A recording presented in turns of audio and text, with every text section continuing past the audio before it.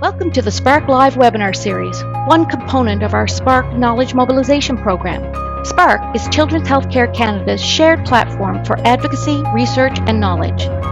Spark Live is where we gather each week to curate, convene, and showcase excellence and innovation from across the child and youth healthcare community.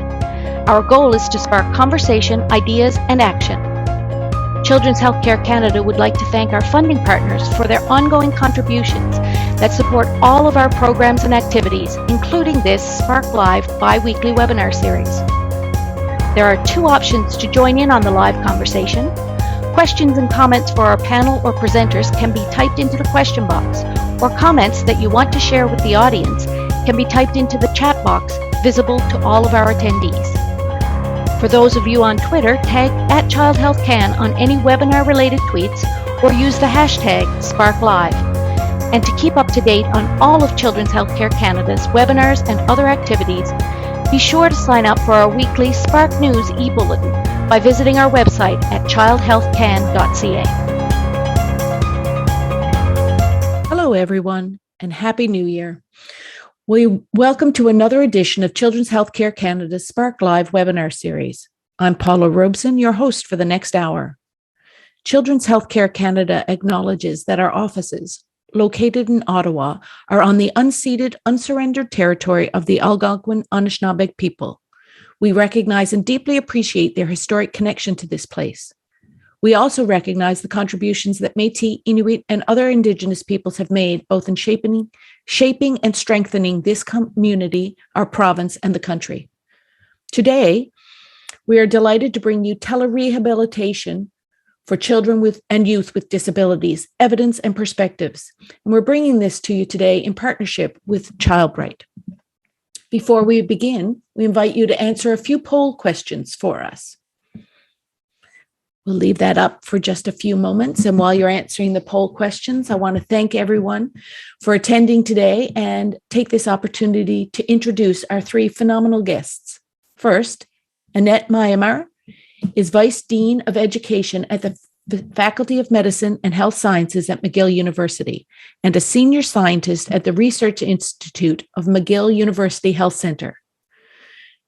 Annette's research interests focus primarily on the early identification of strategies for children at high risk of disability and the intrinsic and extrinsic factors that influence outcomes in children and youth with developmental disabilities. Annette is also studying knowledge translation strategies that promote best practice for children with developmental challenges. And she currently leads ChildBright, a pan-Canadian patient-oriented research network focused on children with brain-based disabilities. Next, we have Tatiana Orgitsova.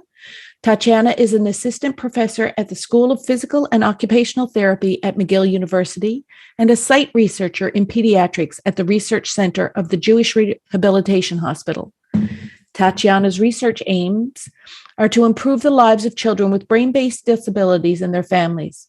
And her research interests include health coaching for children with disabilities and their families, novel interventions to support live transitions, and new methods of healthcare service delivery, including the use of telerehabilitation and telehealth, knowledge translation, and patient-oriented research methodology. And finally, I'm delighted to introduce you to Georgina Iliopoulos. Georgina lives in Montreal with her husband and her 2-year-old daughter, Odessa. She's a graduate of McGill University, where she completed her master's in occupational therapy. And Georgia worked for several years as a clinician in geriatric rehabilitation prior to her daughter's birth. Georgia will be speaking from her experience as a mother, navigating telerehabilitation services for her daughter, who was recently diagnosed with autism spectrum disorder. Just a reminder that we record all our webinars. And as mentioned in the introductory video, please type your questions into the question box at any time, and I'll prompt you via the chat as well. And I'll pose your questions to our guests following their presentation and panel discussions. It's now my pleasure to pass the mic to Annette. Thank you so much. It's really a pleasure to participate in the Children's Healthcare Canada webinar series, the Spark series. And I'm pleased to have ChildBright host this webinar on telehealth. Our research network, like many other researchers, really experienced a pivot to virtual activities and research activities over the past almost 2 years now. And at the same time, families were also experiencing virtual services to include virtual rehabilitation or telerehabilitation. And it often came up, the idea of telerehab, what is the evidence, what are the benefits? Tatiana was a postdoctoral fellow at the time, looking at a variety of topics, and this was one of her projects at Childbright, and she is now continuing to pursue this as an early career researcher. So introducing this topic, what do we mean by telerehab? So it can be defined as the use of information and communication technologies to deliver rehabilitation services. But this is in the instance where the therapist and the client or the patient, the children and the families are in different physical locations. And this can include assessment, interventions, prevention strategies, monitoring, consultations, counseling, supervision of trainees, all through this telehealth, telerehab platform, and is typically delivered either by telephone or email or a computer-based platform such as the one we're using here today. Next slide, please. So, before the pandemic, this was a delivery, a way of delivering rehab that was fairly uncommon. So this is data from Chantal Camden's group doing a survey of therapists who work with children in rehabilitation. And they found that in the summer of 2019, less than 5% of therapists were using telerehab or telehealth.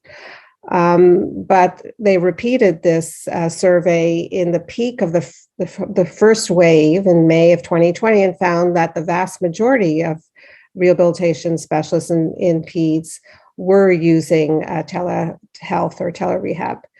And they identified a wide variety of support needs to be able to do this well. So there were issues with equipment and technology, access to computers, to strong internet, secure connections, and availability of platforms. Also, more at a systems level, having their team properly supported in terms of how to reconfigure their programs to integrate telehealth into their programs. But most importantly, it was emphasized that training was required in terms of how to optimize the communication skills through this platform, and importantly, understanding what interventions would work in this type of modality for which type of patients or clients, in what ways. So as we move forward in this hopefully post-pandemic, we can now reflect on how to best retain the best elements of telerehabilitation as we look to the future. So this webinar is really focusing on what is the current evidence on telerehabilitation practices for children, and importantly, considering what is the perspective of the consumer or the parent in receiving these types of services and being part of these types of services. So before we get into the evidence, we would just like to conduct a poll to better understand our audience, who you are and what your experiences have been in using telerehab and what your knowledge needs are. So in the first question, we're asking you to identify, if you look at your typical week, which one of these best describes who you are? So you may have multiple roles, but which is the most fundamental role, or which takes up most of your time during the week? So that would be the first question.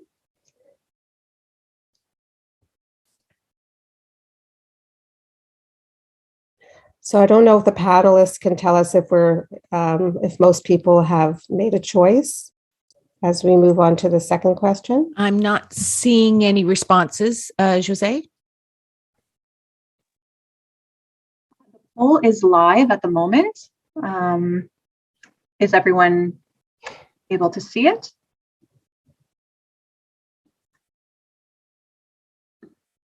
I can see it, and here's a few more responses coming in. There we go. So if people can complete the first question in terms of which best describes who you are. on the poll. Wonderful. So now it's looking like it's coming in. Yeah. There may be some individuals who will have difficulty submitting their answer depending on their Zoom. If they have a more updated version of Zoom, I think certain Zoom, like if has not been updated recently, the polling is a challenge. So, okay, so let's continue to the next question. So this is for the clinicians in the audience.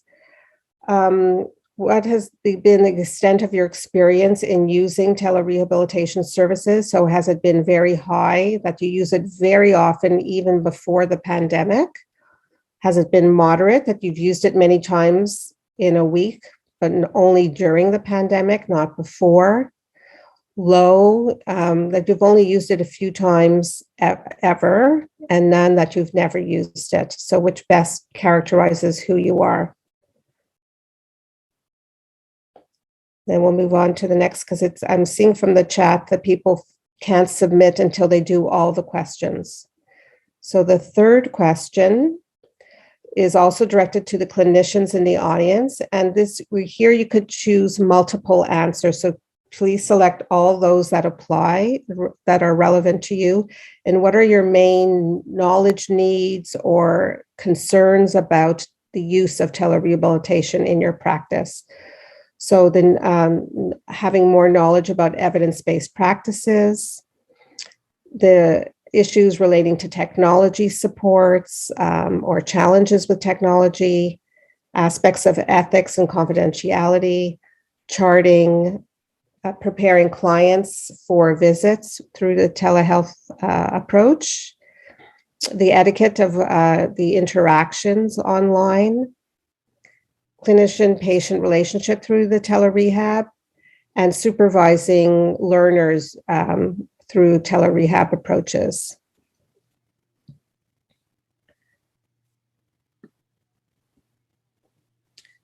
Number 4, Tatiana. Yeah, sure. So the next question is more for patients and families, if there are any present here today. What is the extent of your experience in receiving telerehabilitation services? Also, whether it's high, moderate, low, or none, depending on the number of sessions that you've received.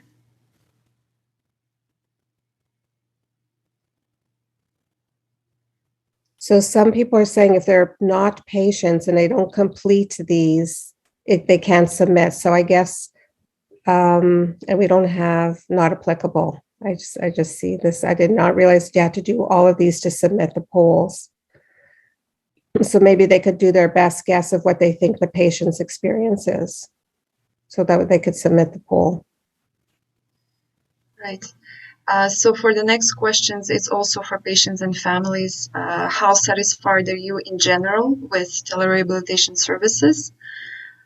So here, again, if you're a clinician and we're asking you to complete the survey, maybe you can put neutral.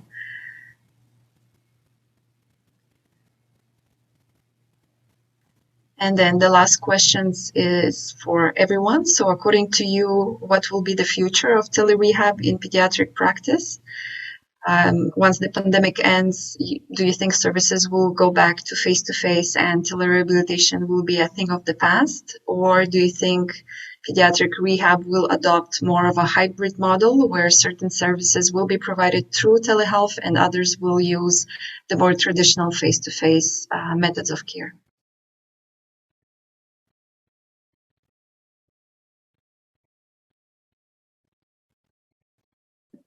Are we able to see the results of the poll?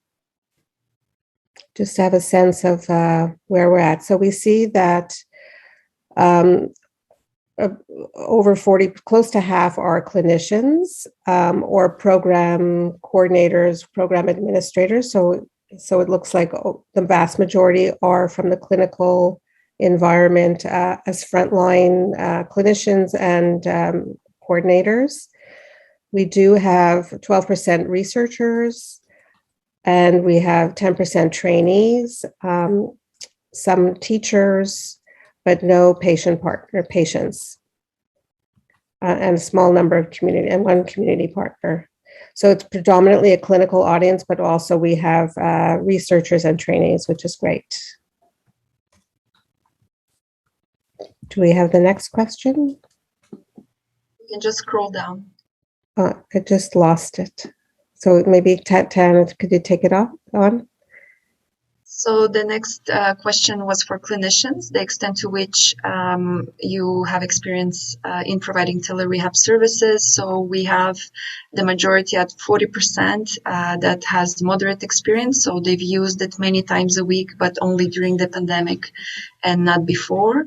We do have 17% that are high users. So they've used it often in the past over several years to include before pandemic. We do have a few individuals that never used it, as well. For question number 3, in terms of the top needs and concerns, it's really varied. So the highest need and concern is knowledge about evidence-based practices, what works, how, and for whom, at 69%. So I think attending this webinar will be very helpful and useful for you. There are also technology support needs, ethics and confidentiality. Some are concerned or have needs around charting, preparing clients for tele-rehab visit, the etiquette for online interpersonal skills, also the relationship between the patient and the clinician, as well as supervising learners through tele-rehab. But we can see that the top need is really knowledge about evidence-based practices. So I think for question 4, those were clinicians completing this, or maybe program coordinators completing this for patients and families. So we can see that there are some high users and moderate users of tele-rehab among patients as well. The satisfaction for patients and families, I guess those are clinicians also that completed on behalf of their patients who are either very satisfied or somewhat satisfied. There are also some somewhat dissatisfied responses here. And for the last question, it's at 95% that pediatric rehab will adopt a hybrid model where certain services will be provided through telemedicine and others through traditional methods of care. So this is great. Thank you so much for participating to this survey. And I think that attending this webinar will be very helpful for you as you've identified the need for knowing about evidence-based practices as one of your top needs. So we will be discussing the findings of our systematic review. Our objectives in this knowledge synthesis project was to first determine what tele-rehab approaches exist for children and youth with developmental disabilities and their families. However, we really wanted to dig much deeper into this question and really look at the different components of those approaches. Namely, we were interested to see what it was used for. Was it for treatment, for monitoring, or for an assessment? Also, who provided this particular approach in terms of which rehabilitation discipline was involved? Who was the client that received the tele-rehab approach, and also for whom was it designed? So who was the target? To give you an example of a difference between target and client, it could be a tele-rehab strategy that was provided in order to improve the child-related communication abilities, but it was provided directly to the parent. Therefore, the parent will be the client in this case, but the target will be the child because it really aims to improve child-related abilities. In addition, we were interested to see what was the goal or the focus of the different approaches in tele-rehab. Was it to improve behavioral skills, communication and language abilities, motor abilities, or different parent-related outcomes such as parental self-efficacy and mental health concerns such as anxiety and depression among caregivers? And lastly, we were interested to see how it was delivered in terms of which platform was used. In addition, we wanted to determine how effective is tele-rehab and also for whom.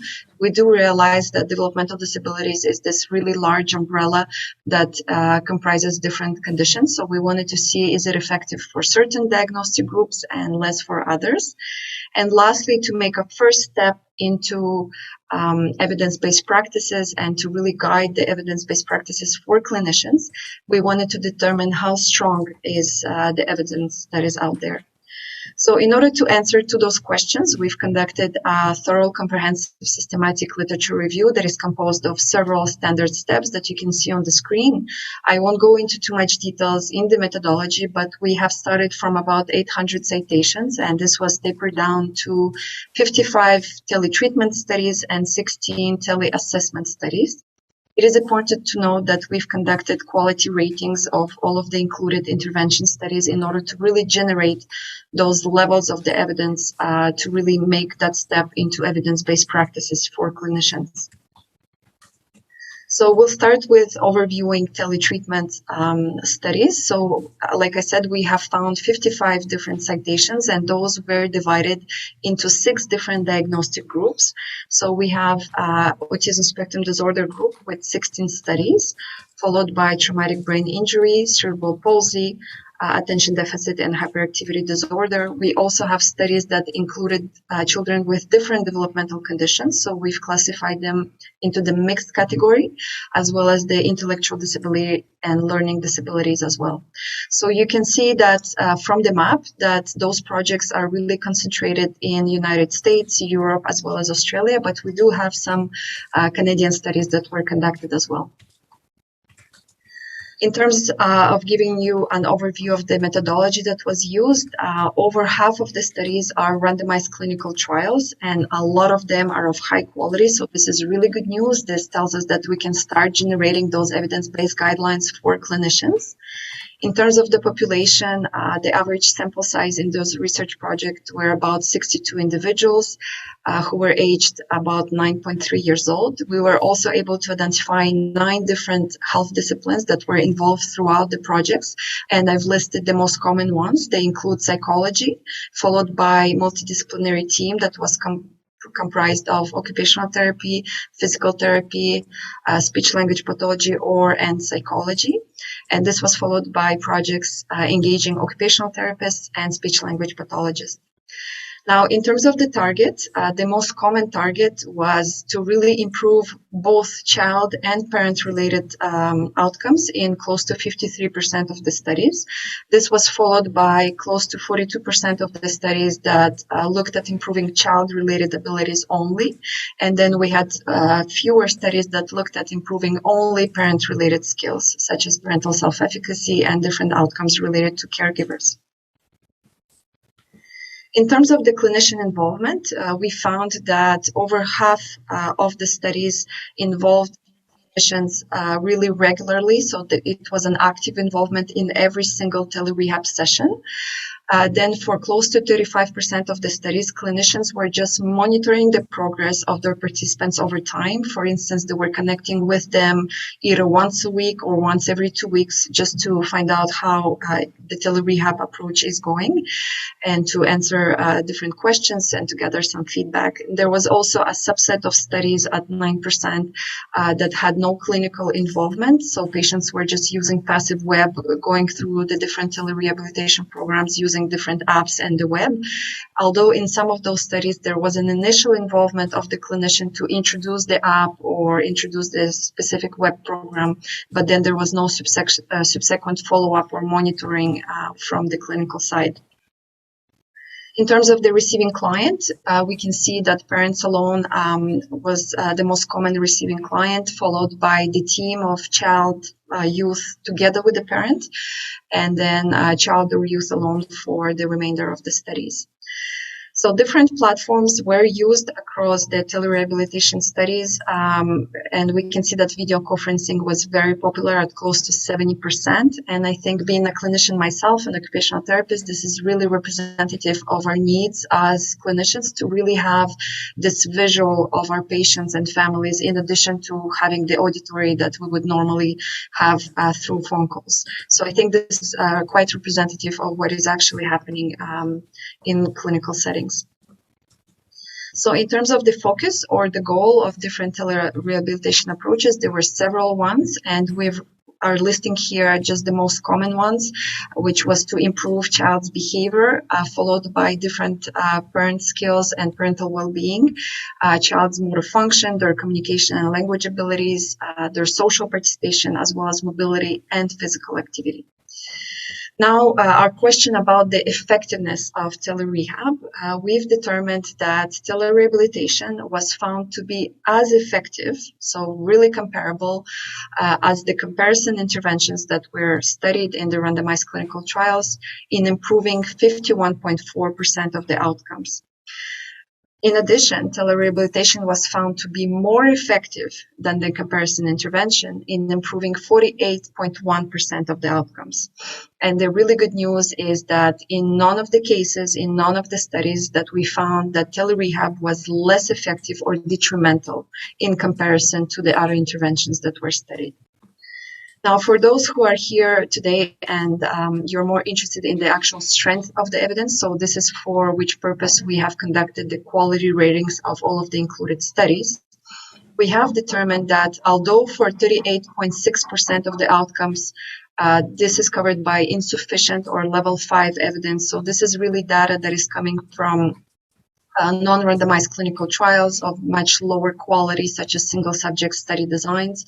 We do have 36.5% of the outcomes that are covered by very strong or moderate levels of evidence. So those are really high quality randomized clinical trials. And this is really good news because this allows us to start building the evidence-based guidelines for clinicians. And also this is a good news for researchers that we need to generate more high quality research in order to further optimize and improve the field of telerehab in the future. So another interesting data interpretation that we thought of conveying to you through this webinar is that we have decided to look at the telerehabilitation approaches that were very successful and compare them with the approaches that were less successful. And perhaps this way we could identify what are those key ingredients that would lead to optimal telerehabilitation applications. So this is what we did, and we have found that for the group of autism spectrum disorder, telerehab was really successful. So we thought of looking at what was the target in this group, what was the clinician's involvement, and what was the focus. And what we found is that actually for over 80% of the studies in the group for autism spectrum disorder, those projects really targeted child-related concerns and also parent-related needs. Also, for 75% of the studies included in this diagnostic group, the clinician was actively involved in every single telerehab session. And the most common goal or the most common focus of those interventions were actually to improve different parent-related skills and parental well-being at close to 63% of the included studies.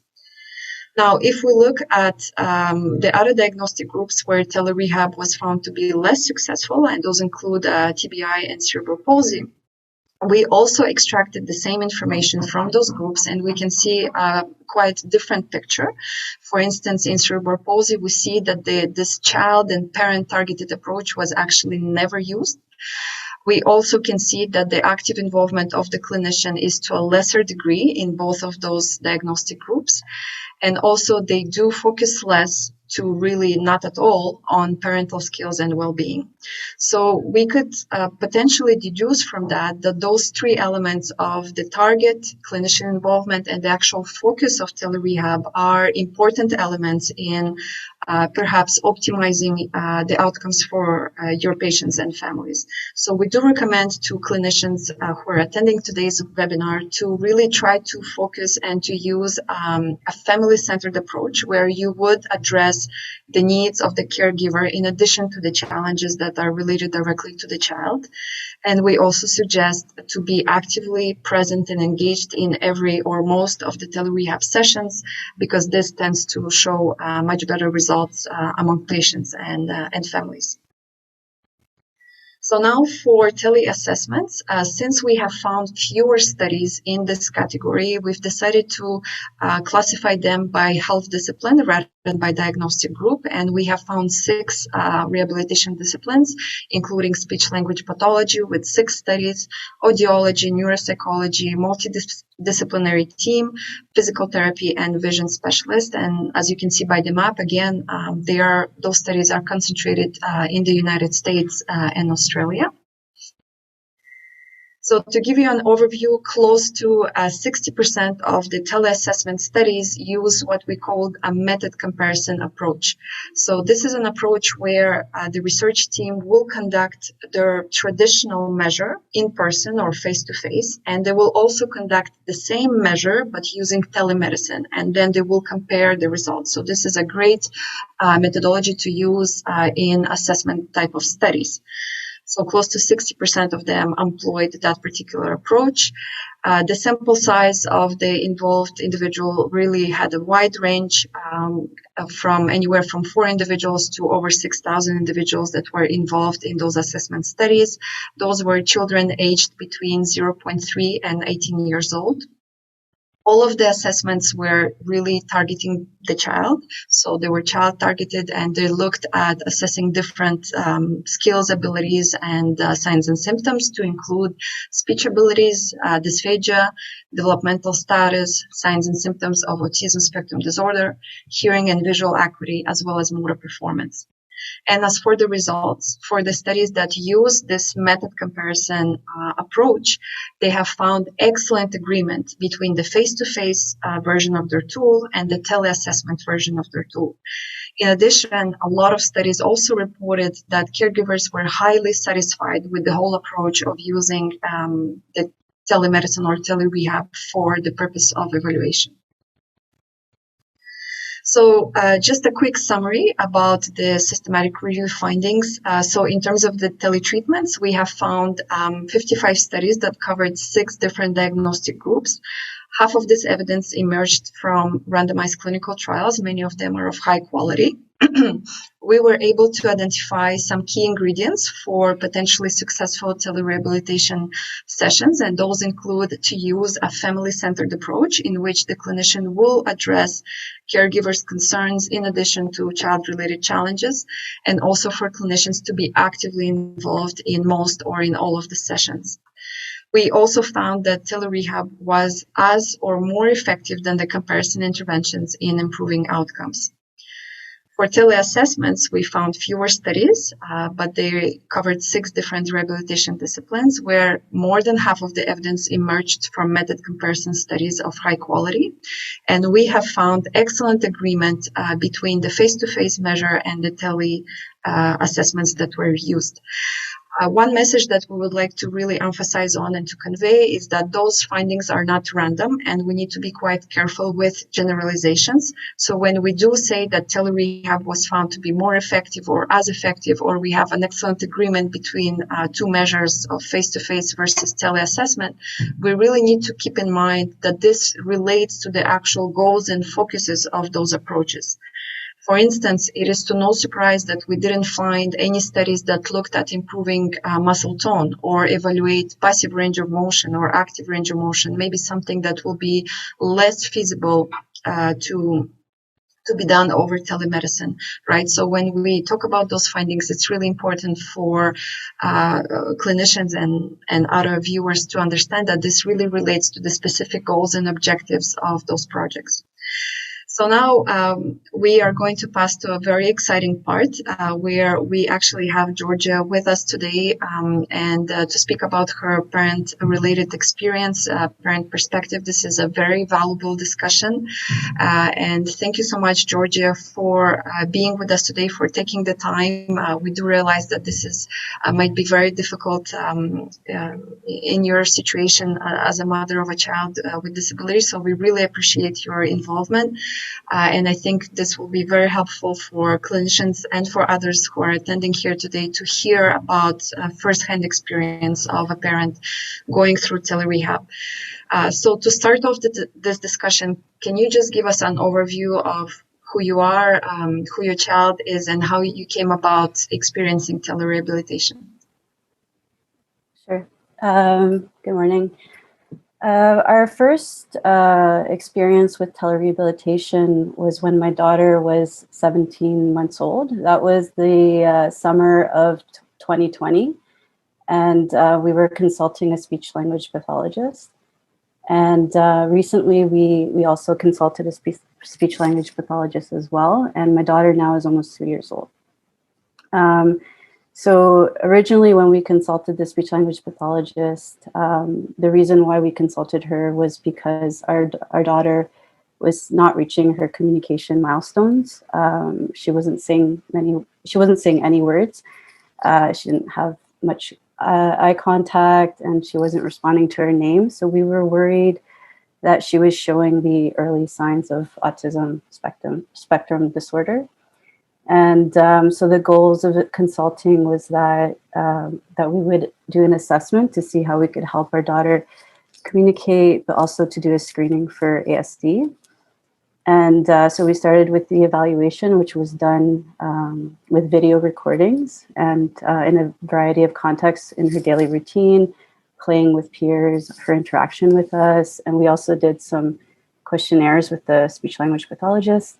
And then we moved on to the sessions, and we were working on really basic communication goals with her, her nonverbal gestures, receptive language skills, and some joint attention. So what we ended up doing with the speech language pathologist was that we were in the treatment session, she was guiding me, and I was working with my daughter, and she was giving me feedback. And the platform that we were using was it was Zoom. So she was observing me, and I was conducting the session with my daughter.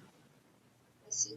So it really happened when it was the pandemic period.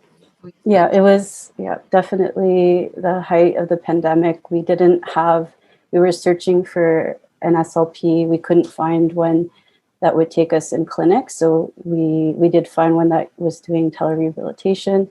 It was very new to us.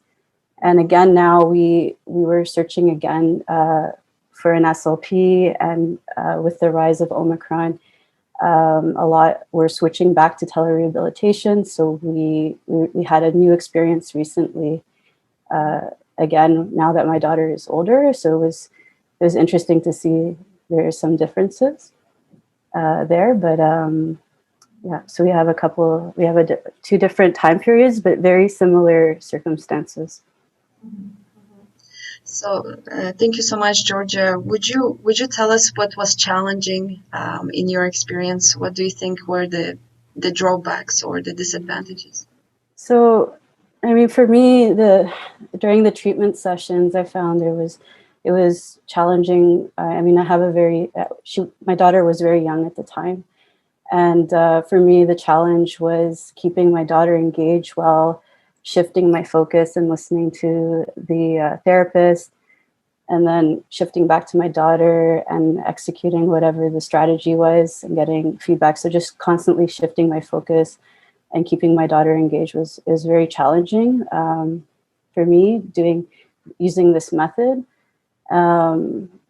As a parent, you have some doubts sometimes when you're the one leading the session, because you feel maybe that the clinician could do something differently, or you're curious as to what it would look like if someone else was conducting or doing these strategies.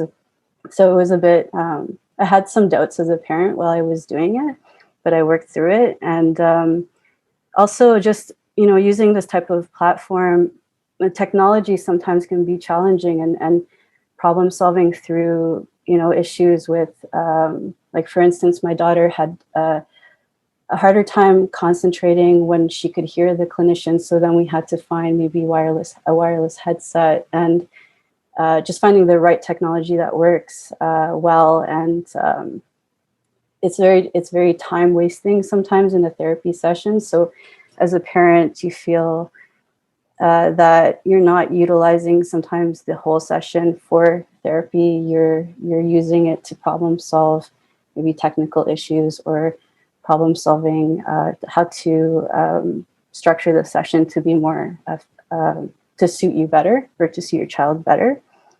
And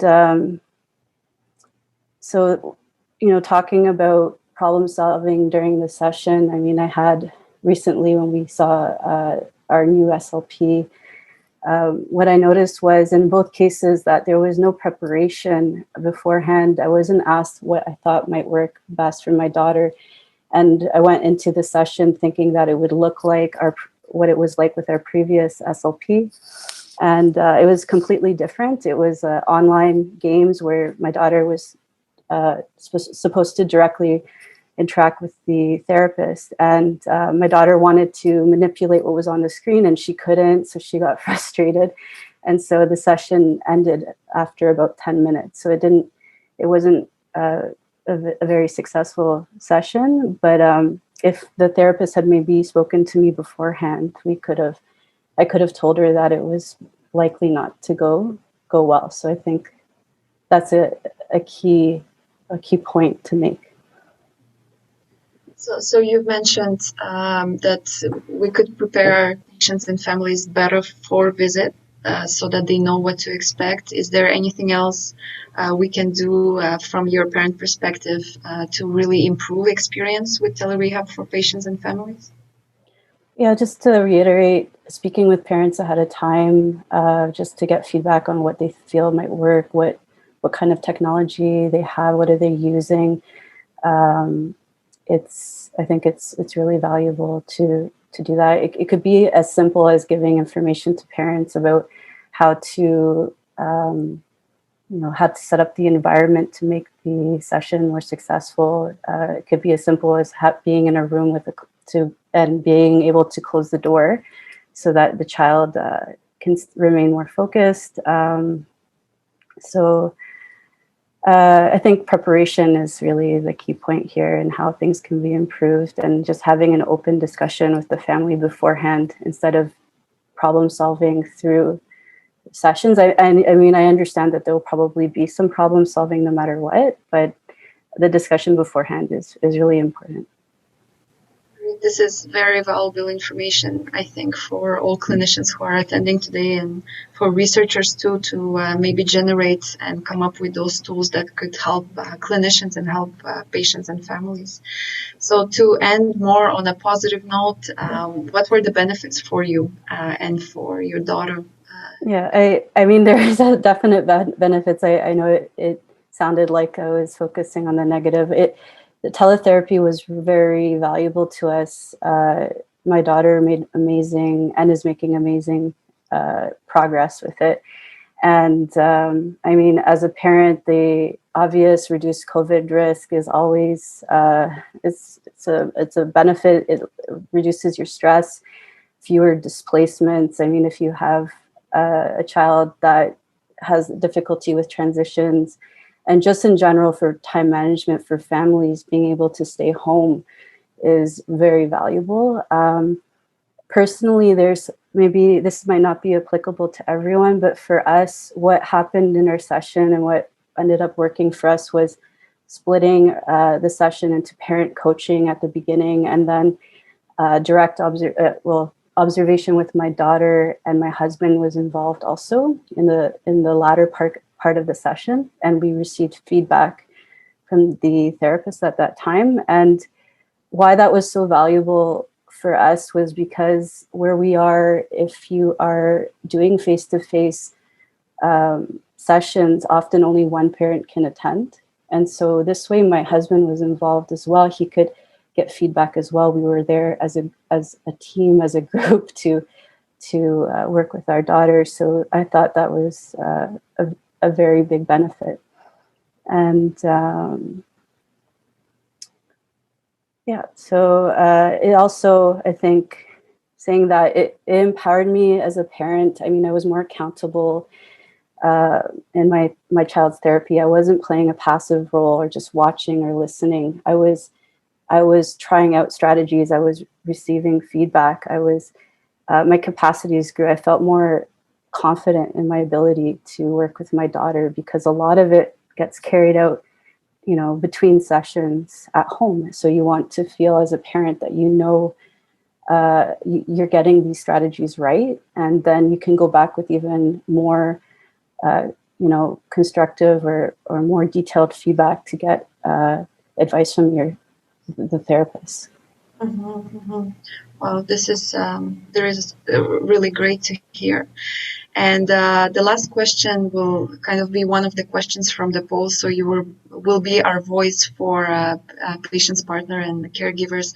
What do you think is the future of telerehab for I pediatric? think what I see happening and what's happened to us is with our current speech language pathologists, we're doing telerehabilitation for a few weeks, and then now we're in clinic. So, and I saw with now a difference, being able to have sort of, like you mentioned in your slides, a hybrid model where you can have some sessions in person and some sessions via teletherapy, and you have the best of both worlds, really. And you could really, I mean, I like having the choice. I mean, there's so many variables in our lives right now that maybe at some time it would be better to do sessions remotely and then in person. Especially, I think evaluations being done in person are very valuable, or having infrequent or frequent follow-ups or something like that could work very well. So you have really the best of both worlds, and yeah. So I think if parents are given the choice, it would open up a lot of opportunities and decrease a lot of stress for parents in the future. Thank you so much, Georgia. Those are all very relevant and great points. Thank you so much for sharing your experience. I think it's very valuable for our audience here today. So we would like to end on this positive note. So we thank you very much for your attention. We are encouraging you to join our Child Bright Network, and also follow us for more information, because we're constantly posting different briefs, different videos on telerehab. You can follow directly through Twitter, through YouTube, or through Facebook. And I think we do have a few minutes for questions. So please let us know if you have a burning question. Thank you, Annette, Tatiana, Georgia, for that really extremely informative presentation. And some of the chat comments are suggesting how the content you've just shared resonates with a number of folks on the line. We do see that our audience has some questions that have come in, and I'm going to take a moment to get them sorted. And while I'm doing that, we'd like to ask a few quick poll questions to help us continue to improve our Spark game. So Jose is going to load those now. And while folks are taking the time to respond to the questions, I'll start with a few questions that have come in from the audience.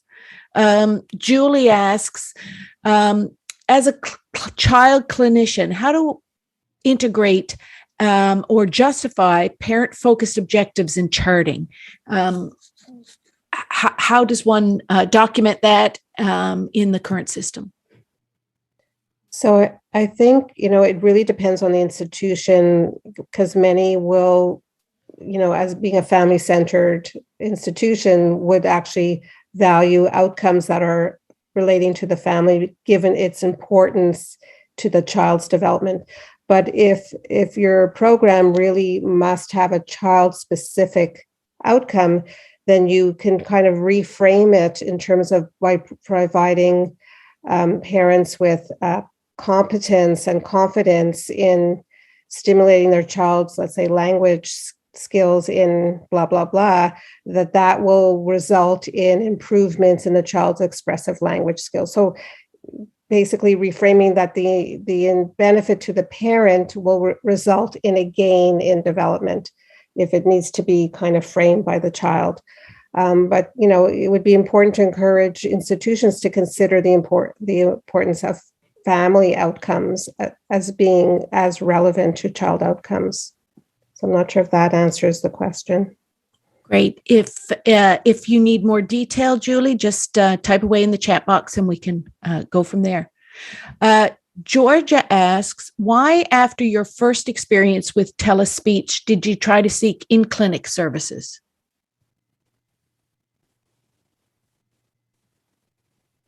Anyone? Sorry, I guess that's directed towards me. Yes. Honestly, it was our first experience, our first intervention for our daughter, and it was through telerehabilitation. I think I was curious, honestly. I think I just wanted to know what the difference was.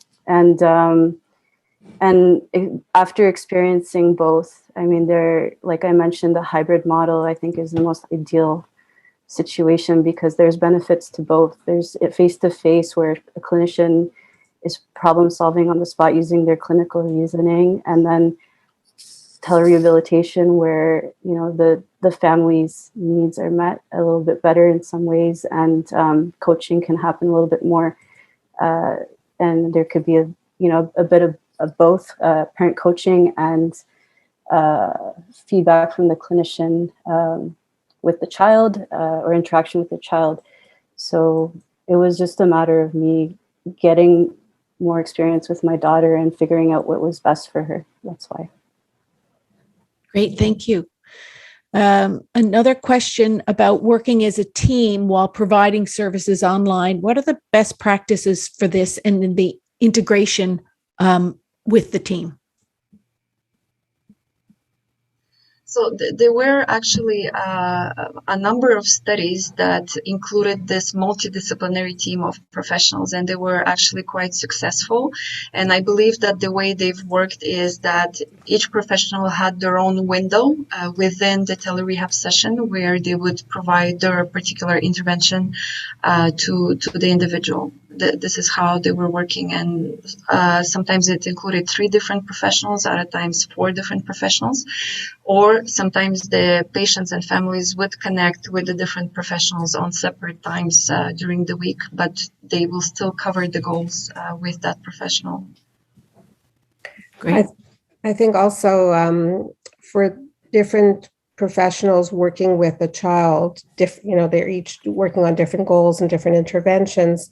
If they've the opportunity to share successes. So Georgia mentioned, like you have to know the child and what will work well versus not work well using this platform versus a face-to-face.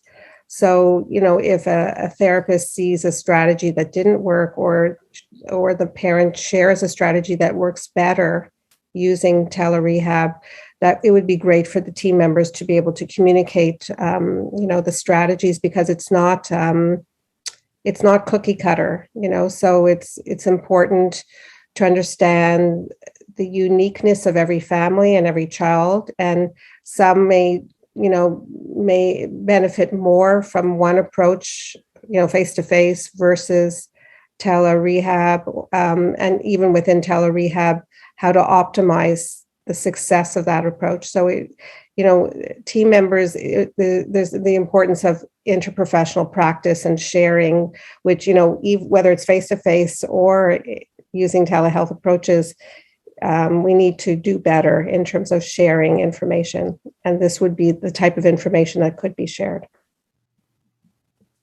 Thank you for that, Annette. Aaron asks or comments that the systematic review showed that telerehab is an effective strategy. But could you elaborate on the measures used to determine its effectiveness? And the further comment, I think the clinical practice and George's comments, through that we see that there are benefits and drawbacks to telerehab. Can you elaborate on your evaluation strategy? So the studies included in the systematic review used a lot of standardized measure depending on what they wanted to measure. So for instance, for child's behavior, they could use different scales, including child's behavior checklists. For parental depression, anxiety, and distress, the depression, anxiety, stress scale 21 that was very popular. There's also different scales for parental self-efficacy. The Canadian occupational performance measure was also very popular to use for the goal attainment and for occupational performance goals. So they've really used different standardized measures, a lot of surveys also throughout throughout their studies. And once the systematic review is published, the reader will be able to view all the different measures that were used. And just to come back to the second part of the question is, what are some of the drawbacks? So I think is that one of the elements is that not everything, right, can be delivered through telerehab. We cannot we cannot deliver all types of interventions and all types of the assessments. It is effective and it is good for certain things, but less feasible for others. And I think this is where Georgia experience comes in as well. And also, Georgia did talk about like having some of those doubts. Is she as good as the therapist, for instance? Is she missing anything as a parent when she is trying to go through the evaluation process or through the treatment process? So I think parents in that sense, or caregivers, they really need to be supported through the initial phases of telerehab so that they have more confidence into what they do. And all of this preparatory work that we can do with families even before starting a telerehab visit, I think this is really key in improving the experience. Yeah, really highlighted, Georgia, through your comments as well about the importance of that sort of prep work before the meeting. I am almost loath to bring up COVID amidst a wonderful discussion, but how do you see telerehab being used post-pandemic? Is it here to stay? Is it not? Do we still need to tweak it and learn more? So, we kind of all were thrown into an experiment, whether we liked it or not, in terms of taking it for a test drive and seeing ways that it might work or it couldn't work and what the limits were. But I think that, people's comfort level with online technologies, whether it's through education, research, or practice, has greatly increased. And, learning how to use some of the tools of the technology to enhance that interaction and engagement. I mean, there are real benefits to families in terms of accessibility, to not having to take a full day off and park and get a babysitter and all this, in terms of being able to attend more frequently or more readily different sessions, but it's not necessarily for everybody. And there are limits to what it can and cannot do. So I think it's a real opportunity to shake it up and really rethink the ways we assess and intervene and use the best of both worlds with special consideration of what's best for the patient and family, or the child and family. So it's not going to be the same thing for everyone necessarily. Some people might prefer to be physically there, and some types of practice may require it. But I think it's a real opportunity to expand the scope of practice and accessibility to, it can be a cost-effective approach as well.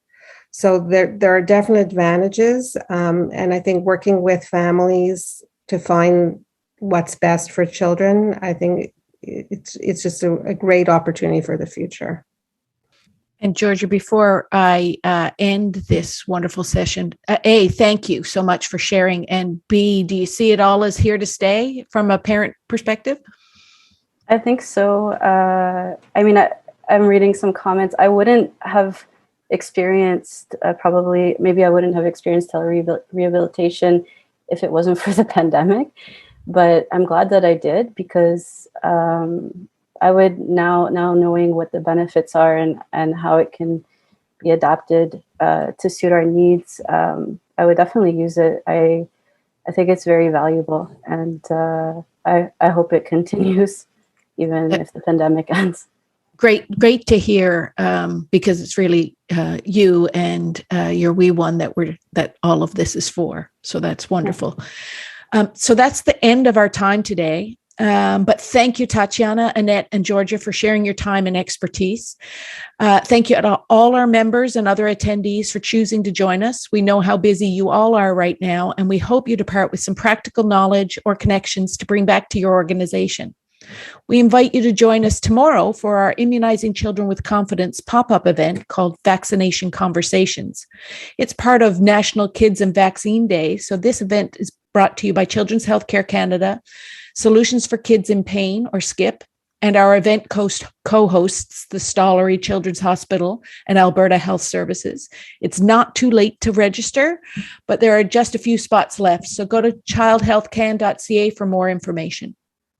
Next week, check out our Spark Conversations webpage for our newest podcast, Getting the Message Across, Clear Communications During COVID-19 Pandemic, with our special guest, Dr. Krishana Sankar from Science Up First.